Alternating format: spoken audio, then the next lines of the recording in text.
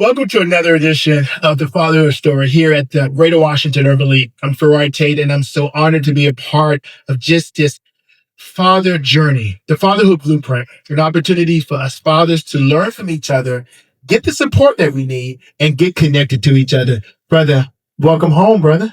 Thank you. It's good to be here. I want you to bring that mic to you a little bit because I want everybody to hear you. And I do mean everybody. It's good to be here. Yes, sir. Tell us your name, brother. I'm Leroy Washingtonian, and member of Concerned Black Men, the Washington, D.C. chapter.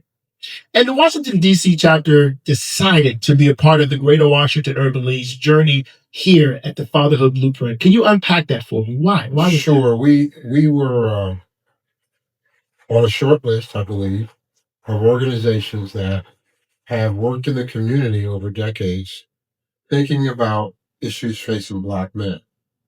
Concerned Black Men is a national organization.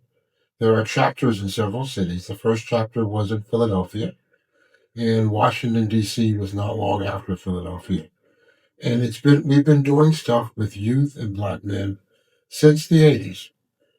That includes a variety of activities, and this fell right into our wheelhouse because it involves young people and men.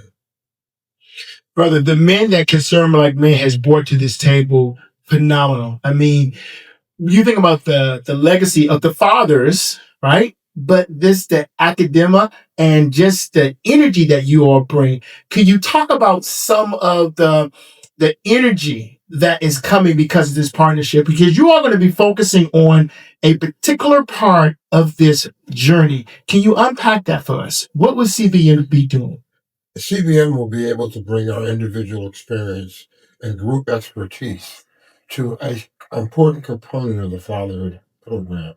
That is, providing the fathers with a network of other Black men, most of whom are fathers, for a ongoing conversation, consultation, advice, and mentoring. And so what we will do with the work of the Greater Washington Urban League is get to know the men in the program, to develop activities and engagements, really conversations about the things that are going on in their lives and how to develop solutions and how to develop pathways for success for their children. Man up. Yeah, I would say that. Yeah. I'd say that. Yes. I also, as that phrase is used, I also think of the work that we need to do, men, inside of us. Yes, sir. Yes, And I think in this effort, we will develop a conversation in a circle where we can do some of that work. You talked about, and we all talk about some of the negatives related to Black men. And I think sometimes we forget that we're bombarded with things. And when you think about things like Black father identity, you have to recognize that you need to unpack that, and that we've all been bombarded with things that can create negative energy around that kind of a topic. So we're going to open that topic up. We're going to unpack it. We're going to work on issues of identity. We're going to create space to address the classic issues confronting Black men who are fathers, maybe all fathers, but in certain ways there's a Black flavor to the way these problems come to our community. And we're going to provide them with conversations and expertise so they can work through things, so they can see resources, so they can understand that this program, with its umbrella impact, can really address all of the things that they're going to need and provide resources for all of the challenges that they will face.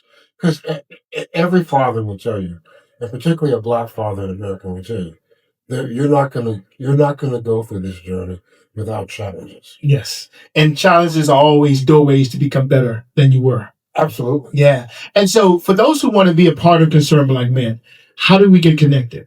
Well, I'm going to make this easy. The Concerned Black Men, we're physically located in our office space in the Thurgood Marshall Center, but I'm going to just put it really easy. Just say, put it out there and tell them, call me. That's right. Call Leroy Nesbitt, 802-989-9242. You've always been that 802 989-9242. I love it.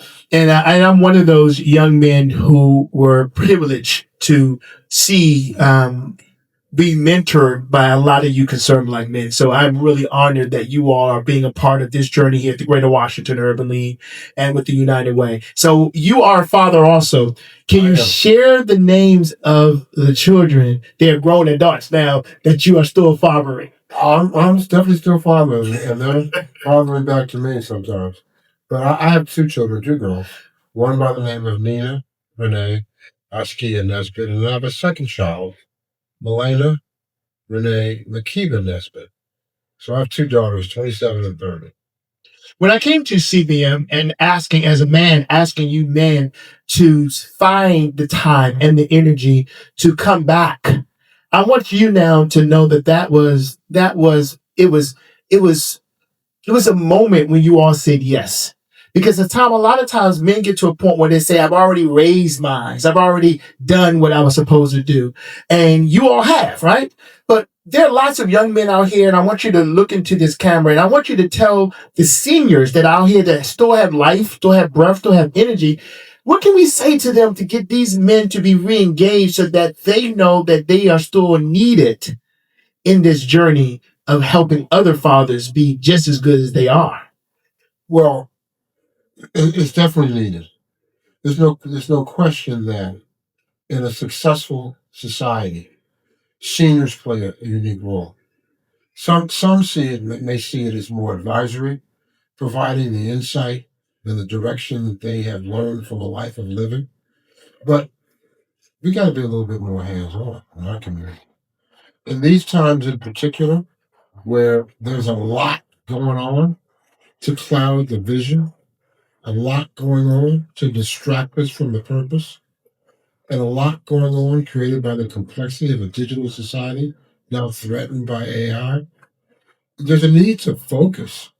And so for the seniors, those seniors who understand what it is that we need to focus in on, we need your advice, but we need your hands-on.